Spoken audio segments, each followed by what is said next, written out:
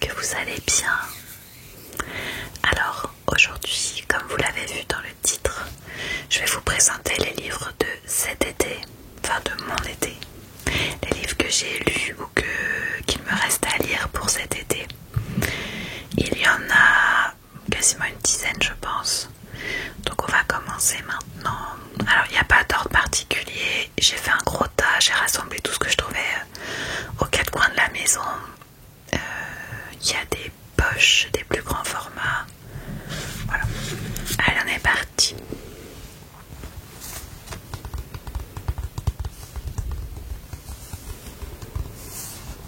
Alors, le premier, c'est un livre de David Zaoui qui s'appelle L'aventure bénie du sac toxique.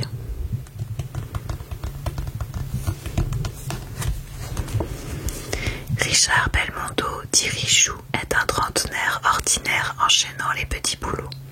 Dans le quartier de banlieue défavorisé où il a toujours vécu, le trafic de stupéfiants fait des ravages et la solidarité entre voisins ne fonctionne plus vraiment. Mais un jour, un événement inattendu va définitivement changer sa vie. Par un curieux hasard, Richard se retrouve en possession d'un sac de sport rempli de billets, l'argent de la drogue. Sur les conseils avisés de son voisin, le rabbin Meyer, lui-même épaulé par l'imam et le curé de la ville, Richard va redistribuer le pactole pour rénover le quartier et lui redonner une âme. Dans le même temps, le gang des trafiquants lance ses troupes à la recherche du sac perdu. C'est le début d'une extraordinaire aventure humaniste. Des situations cocasses en drame domestique, David Zaoui nous embarque joyeusement dans une quête captivante, motivée par l'espoir d'une ville meilleure.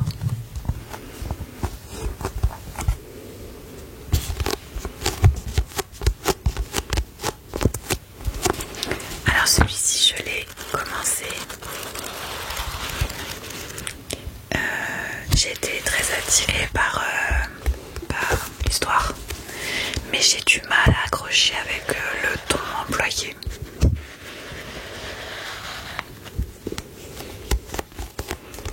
Donc j'ai lu quelques chapitres, je fais une petite pause et je verrai si je le reprends après. L'idée était originale, m'a parlé, mais oui voilà, le ton employé, la façon d'écrire, je sais pas, j'accroche pas. Il y aura pas mal de déceptions comme dans ma pile et c'est rare que ça m'arrive à ce point-là. D'habitude, voilà, je tombe plus juste. Bon, c'est comme ça. Donc celui-ci, il est en attente. Ensuite, j'ai acheté l'allégorie des druides arc-en-ciel. La couverture est très jolie. Entre Cam et Max, la connexion est immédiate, mais la vie ne facilite pas toujours les choses. Cam est en couple avec le meilleur ami de Max. C'est donc un lien sans ambiguïté, mais non moins profond, qui s'installe naturellement. Un lien qui, même lorsque cela devient possible, ne se transforme pas au fil des ans. Parce qu'il est parfois plus facile de ne pas se confronter à nouveau à l'éventualité de perdre ce qu'on aime. Parce qu'il arrive que la crainte de tout gâcher prenne le dessus sur les sentiments. Parce qu'on ne sait pas toujours si aimer suffit. Mais l'évidence peut-elle être éternellement relayée au second plan?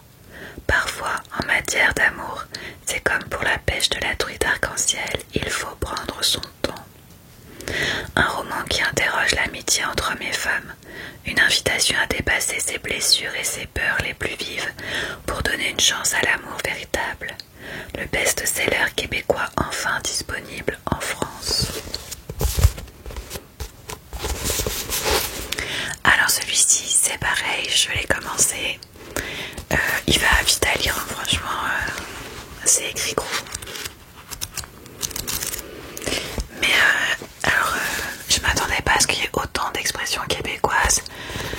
Je suis pas emportée, alors ça n'a rien à voir ces deux points-là. Je suis pas emportée par l'histoire, la façon d'écrire. Ça se lit, voilà, je l'avais commencé sur la plage. C'est pas désagréable à lire, mais je suis pas emballée. pareil, celui-ci il est à finir. Dites-moi d'ailleurs si vous avez lu des choses cet été ou si vous avez des avis qui diffèrent sur les livres que je vous présente. Alors celui-ci vient de la bibliothèque et c'est Depuis toujours nous aimons les dimanches par Lydie Salvert. Depuis toujours nous aimons les dimanches. Depuis toujours nous aimons nous réveiller sans l'horrible sonnerie du matin qui fait chuter nos rêves et les ampute à vif. Depuis toujours nous aimons lanterner, buller, extravaguer dans un parfait insouci du temps. Depuis toujours nous aimons faire niente, ou juste ce qui nous plaît, comme il nous plaît quand cela nous plaît. En réponse aux bien-pensants et aux apologistes exaltés de la valeur travail, Lydie Salvert invite avec verve et tendresse à s'affranchir de la méchanceté des corvées et des peines. Une défense joyeuse de l'art de paresser, qui possède entre autres vertus, celle de nous ouvrir à cette chose merveilleuse autant que redoutable qu'est la pensée. Alors je m'attendais à un livre un petit peu dans la même veine que Les Deux Lermes. C'est, comment le dit le plus connu, la dernière gorgée de bière ou la première gorgée de bière, je sais plus. Et pas du tout. C'est compliqué à lire pour moi. C'est bon. J'ai pas accroché là pour le coup. J'ai pas dépassé les premières pages et je sais que je les reprendrai pas. L'été, j'aime lire des choses faciles et là le ton il est plus élevé, le niveau est plus élevé de la lecture je trouve. J'ai pas... Celui-là je l'ai arrêté rapidement.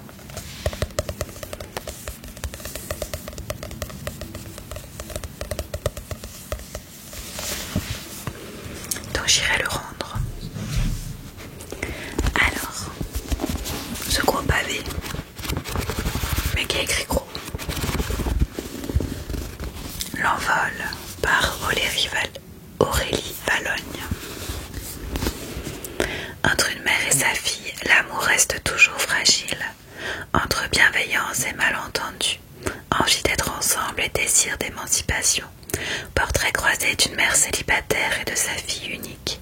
D'abord fusionnelle, leur relation se distend quand l'école puis l'ascension sociale de la fille viennent heurter les rêves les plus modestes de la mère.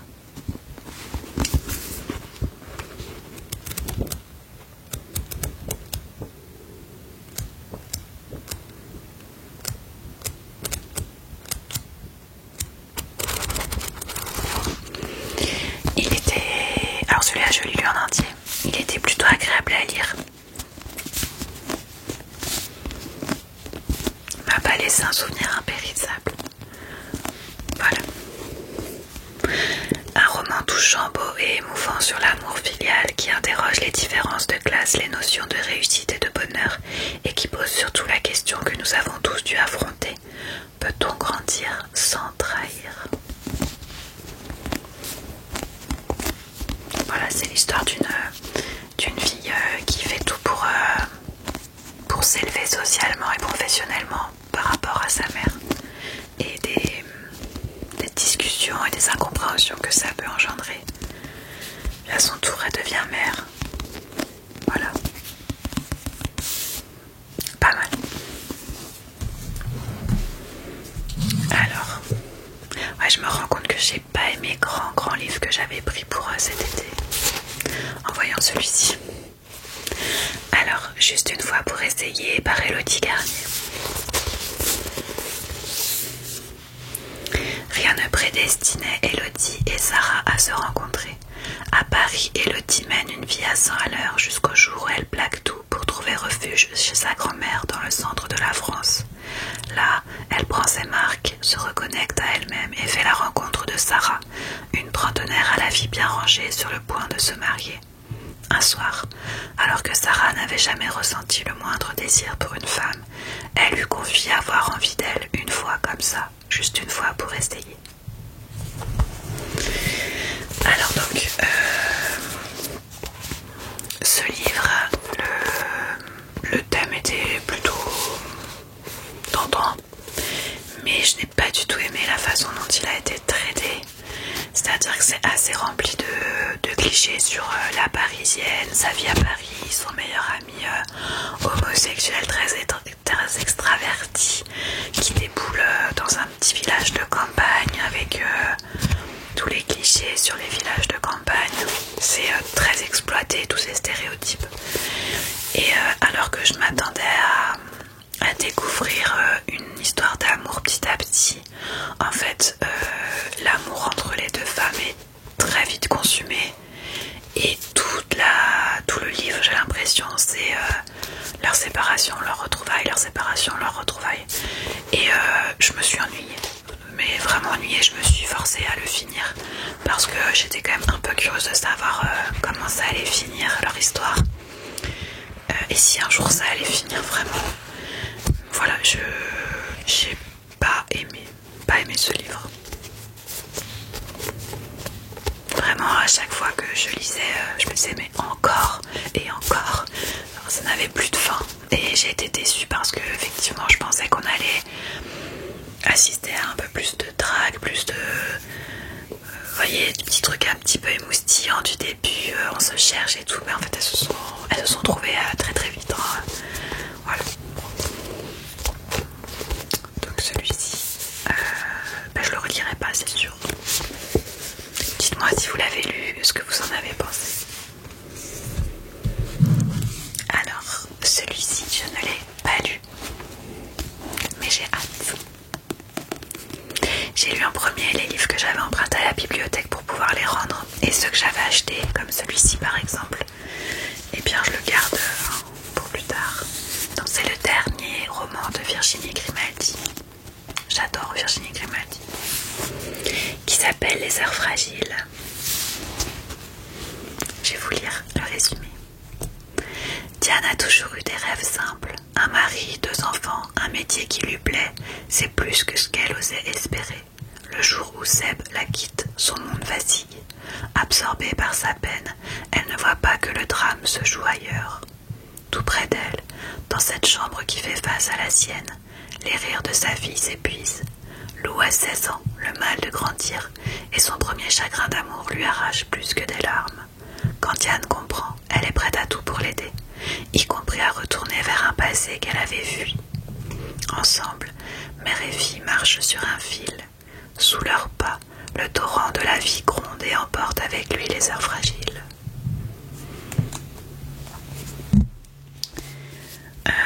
Je pourrais vous faire un petit retour une fois que je l'aurai lu. J'ai lu jusqu'à présent tous les romans de Virginie Grimaldi et je les ai tous aimés pour des raisons différentes. Je trouve que les thèmes sonnent justes et c'est toujours plein de tendresse. Voilà. Avec elle, je ne m'ennuie pas. Il y a souvent des surprises.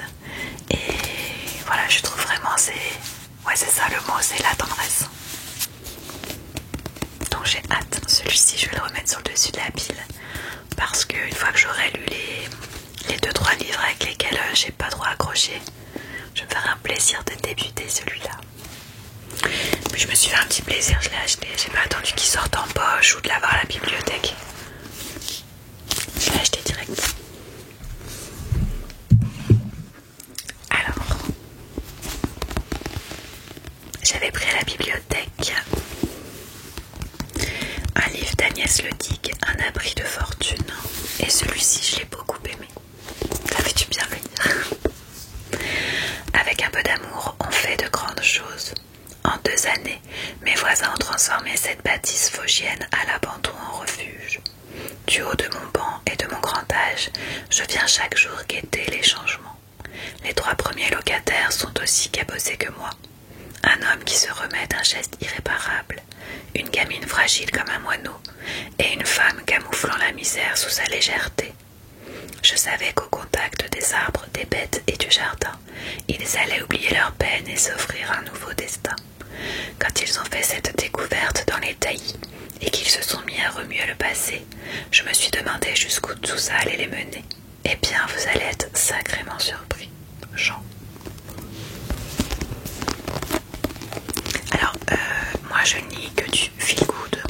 Enfin, je lis pas du tout et je ne regarde pas la télé ou au cinéma. Les choses qui font peur, les choses avec du suspense, etc. Donc, j'ai eu un peu peur au début parce que les premières pages, on se demande correspondait pas du tout avec le résumé. Et je me suis dit, oulala. Et en fait, ce n'est juste que les premières pages qui sont un petit peu à suspense. On ne sait pas trop où on arrive, qui parle, etc. Où on est. Et puis après, l'histoire prend un autre point de vue. Et voilà, ça se déroule. C'est plein de bonnes intentions. C'est à la fois abrupt et doux. Je sais pas comment expliquer ça. C'est la nature humaine, quoi.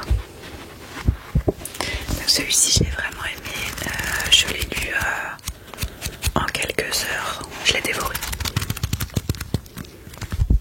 Il n'est pas difficile à lire, hein. C'est pas de la... Voilà. Et puis quand on est happé, j'avais envie de savoir, allez encore un chapitre, allez encore un chapitre. On a différents points de vue selon les personnages, voilà. Et ce que j'ai compris, c'est que c'était le deuxième tome, si j'ai bien compris, ou alors l'histoire est faite de telle façon que on a l'impression qu'il y avait déjà eu un tome précédent, je sais plus. Je me renseignerai. Je les ai peut-être pas lus dans l'ordre. S'il y a le premier tome et que celui-là c'est le deuxième, je l'ai pas lu dans l'ordre. Mais en tout cas, ça n'empêche pas de tout comprendre.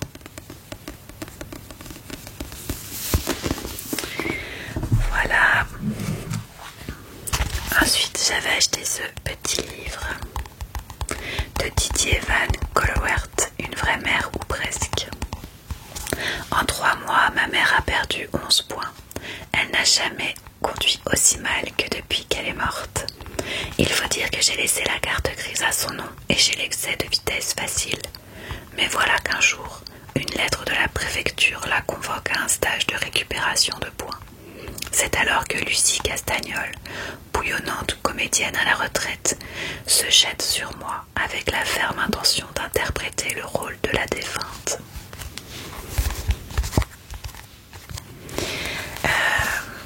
Celui-ci, il m'a laissé...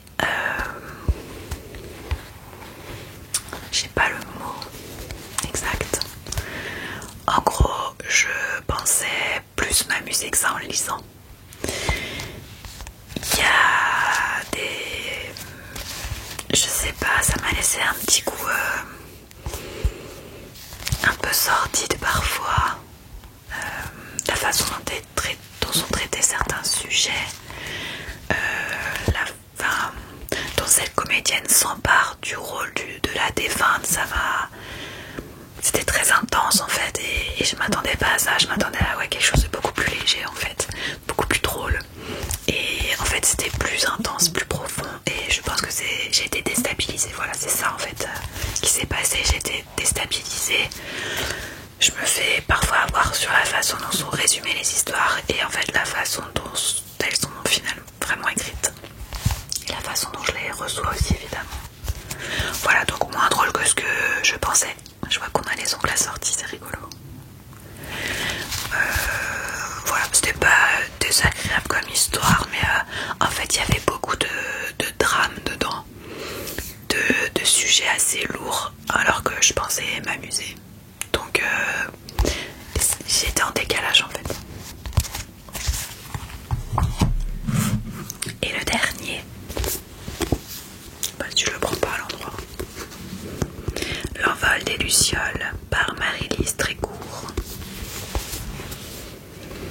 J'ai officiellement 27 ans et il me reste 30 jours à vivre, grand max. Léa en est persuadée. Elle est la prochaine victime de la malédiction familiale qui a déjà emporté accidentellement sa mère, sa grand-mère et son arrière-grand-mère.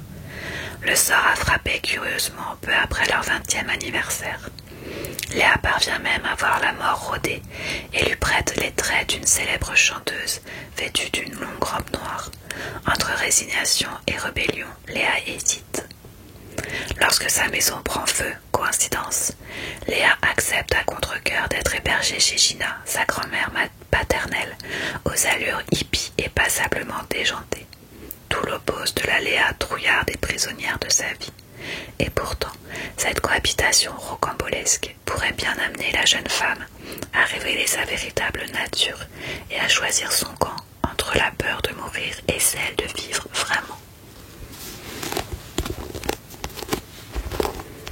Celui-ci j'ai plutôt bien aimé. J'ai aimé le décalage entre la petite fille et sa grand-mère, la façon dont elles s'apprivoisent mutuellement et progressivement. Cette histoire un peu incroyable de cette malédiction familiale et comment notre personnage va essayer de s'en sortir, quelle stratégie elle va mettre en œuvre à l'aide de son meilleur ami, de sa grand-mère, etc. J'étais un petit peu sur la fin, ça prend des airs un petit peu paranormaux. Bon, j'ai moins, voilà, plus spirituel, j'ai moins accroché sur cet aspect-là du livre, mais la trame est bien faite.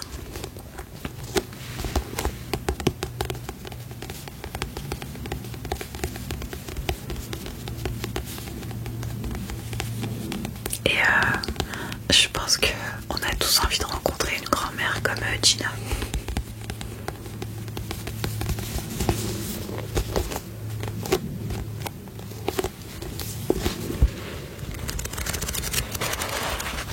Voilà pour les livres de mon été.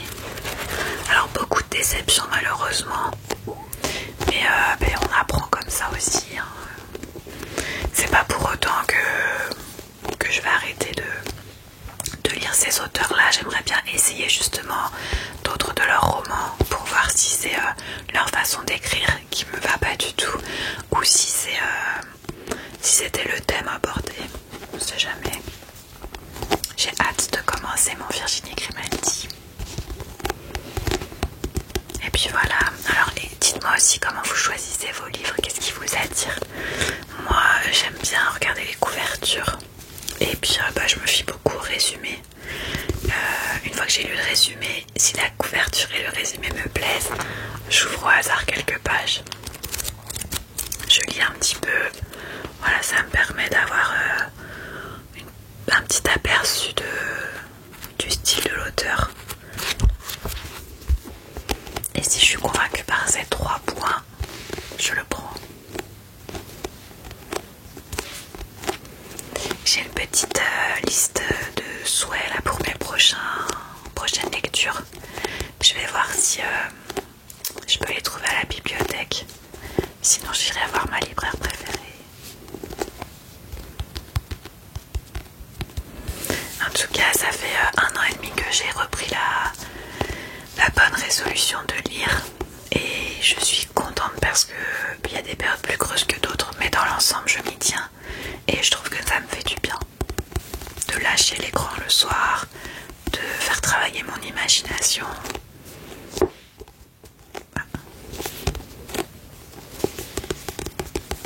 Dites-moi si vous lisez, est-ce que vous lisez aussi? J'aime bien, je suis curieuse un peu. Comme d'habitude, j'espère que cette vidéo vous aura détendu. Et puis moi je vous dis à bientôt.